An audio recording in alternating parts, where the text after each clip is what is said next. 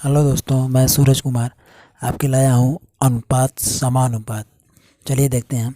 सजाती राशियों के संबंध को उनका अनुपात कहते हैं। अनुपात से यह ज्ञात होता है कि एक राशि के इतना होने पर दूसरी राशि कितनी होगी, या पहली राशि और दूसरी राशि के इतना होने पर तीसरी राशि कितनी होगी। जैसे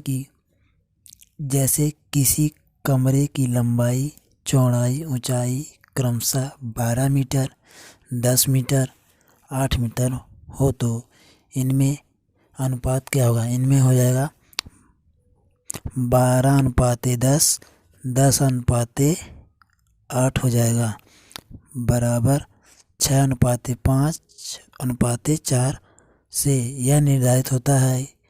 यदि लंबाई 6 मीटर तथा चौड़ाई 5 मीटर है तो ऊंचाई 4 मीटर होगी। चलिए अनुपात की निम्नलिखित बातें देखते हैं।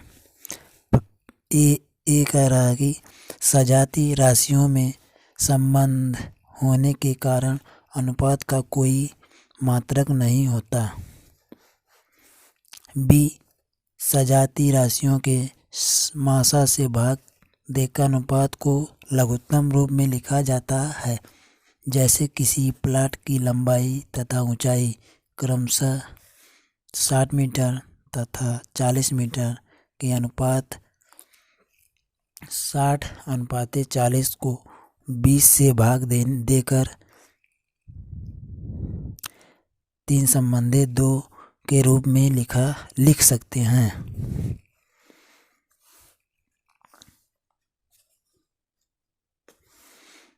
सी बोल रहा है, सी, यदि अनुपात के प्रत्येक संख्या में किसी एक ही संख्या से गुणा किया जाए तो उसके मान में कोई अंतर नहीं पड़ता है। जैसे 2:3:5 के अनुपात 2:3:5 के प्रत्येक पद में यदि 7 से गुणा किया जाए तो 2:3:5 बराबर हो जाएगा 14:21:21:35 हो जाएगा। यानी कि ये ऐसे किया गया है 2:3:7:5:7 बराबर यही है। डी करा, भिन्नात्मक अनुपात को सरल अनुपात में बदलने के लिए हरों के लासा से प्रत्येक में गुणा कर देते हैं। जैसे 1/2 संबंधी 1/3 संबंधी 1/4 को सरल रूप में बदलने के लिए 2:3:4 के लासा 12 से गुणा किया जाएगा। मान लीजिए यही है 1:2 अनुपात 1:3 अनुपात 1/4 बराबर हो जाएगा 1/2 × 12 संबंध 1/3 × 12 संबंध 1/4 × 12। इसे हरों में भाग दिया गया है तो हो जाएगा 6:4:3।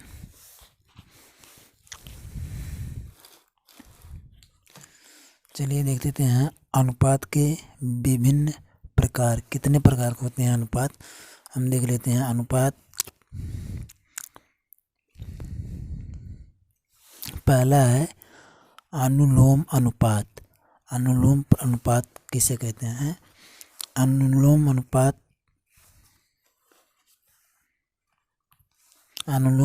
दो राशियां इस प्रकार एक दूसरे से संबंधित हों कि एक के बढ़ने पर दूसरी भी बढ़े और एक के घटने पर दूसरी भी घटे तो दोनों राशियों के बीच अनुलोम अनुपात होता है। जैसे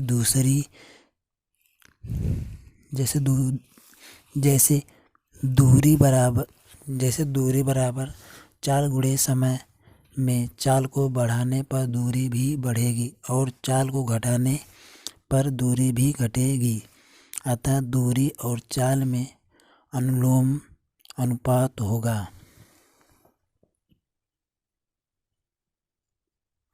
दूसरा है प्रतिलोम अनुपात। प्रतिलोम अनुपात दो राशियां एक दूसरे से इस प्रकार संबंधित हो कि एक को बढ़ाने पर दूसरी घटे अथवा एक को घटाने पर दूसरी बढ़े तो दोनों में प्रतिलोम अनुपात होगा। जैसे चाल बराबर दूरी बटा समय में प्रत्येक समय को चाल बराबर दूरी बटा समय में यदि समय को घटाया जाए तो चाल बढ़ जाएगी और यदि समय को बढ़ाया जाए तो चाल कम होगी। इसी प्रकार समय बराबर दूरी बटा चाल में अधिक रहने पर समय कम लगेगा और चाल कम होने पर अधिक समय लगेगा। इसी प्रकार चाल और समय में प्रतिलोम अनुपात होगा। तीसरा है मिश्रित अनुपात। मिश्रित अनुपात में दो या दो से अधिक अनुपात के प्रथम पद को गुणनफल और द्वितीय पद के गुणनफल में जो अनुपात होगा उसे मिश्रित अनुपात कहा जाता है। कह रहा है कि यदि दो या दो से अधिक अनुपातों में प्रथम पदों का गुणनफल और द्वितीय पदों के गुणनफल में जो अनुपात होगा उसे मिश्रित अनुपात कहा जाता है। जैसे 3:1, 1:2, 4:3 का मिश्रित अनुपात हो जाएगा 3:1:4 अनुपाते कोष्टक में 1:2:3 बराबर हो जाएगा 4×3 12 अनुपाते 1:3 3×2 6 अनुपाते। इसको भी डिवाइड करेंगे तो हो जाएगा 6×2 12 6×6 यानी 2:1 हो जाएगा। चलिए चौथा देखते हैं।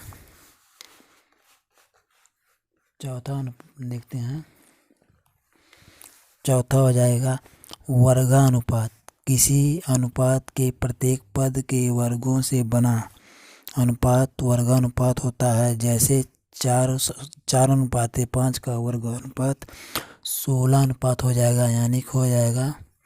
इसे हम इस तरह भी लिख सकते हैं 4 गुणे अनुपाते 5 गुणे अनुपाते बराबर 4 चौक 16 अनुपाते 25। इस तरह हम लिख सकते हैं इसको। चलिए पांचवा देख सकते हैं आधा अनुपात। आधा अनुपात किसी अनुपात के प्रत्येक पद के वर्गमूलों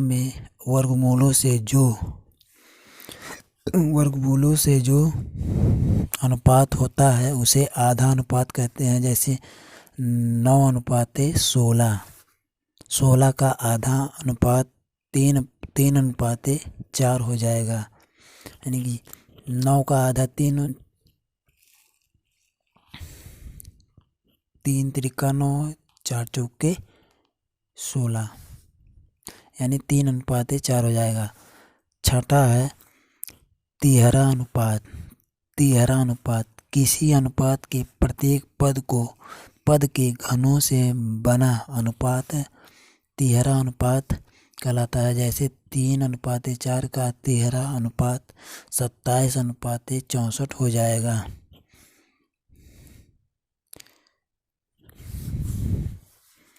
तिहरा अनुपात किसी अनुपात के प्रत्येक पद के घनमूलों से बना अनुपात तिहाई अनुपात कहलाता है। जैसे 64 अनुपात 125 का इसका तिहाई हो जाएगा 4 चौक 16 चौक 64, यानी 4 हो जाएगा। ये 25 से 5 बचे 25 बच्चे 125, यानी 5 हो जाएगा। 4 अनुपात 5 ये तिहाई अनुपात इसका हो जाएगा। सातवां है समान अनुपात। यदि दो अनुपात परस्पर समान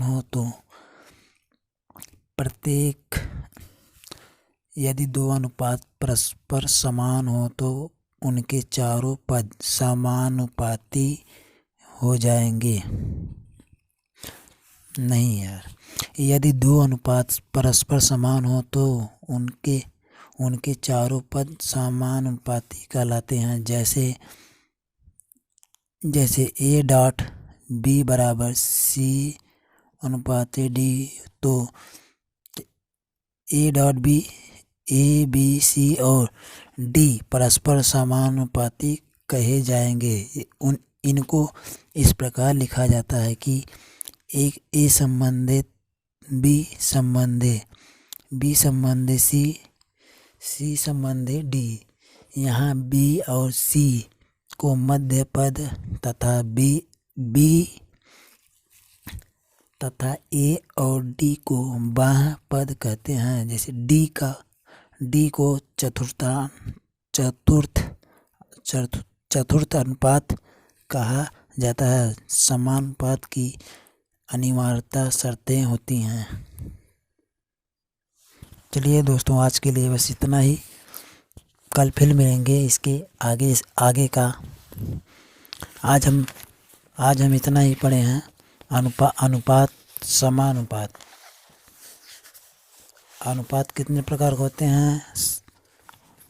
8 प्रकार के होते हैं। जैसे अनुलोम, इसमें अनुलोम अनुपात हो गया। प्रतिलोम अनुपात हो गया। मिश्रित अनुपात हो गया। वर्ग अनुपात हो गया। आधा अनुपात हो गया। तिहरा अनुपात हो गया। तिहाई अनुपात हो गया। और समान अनुपात हो गया। कल मिलेंगे। तब तक के लिए गुड नाइट।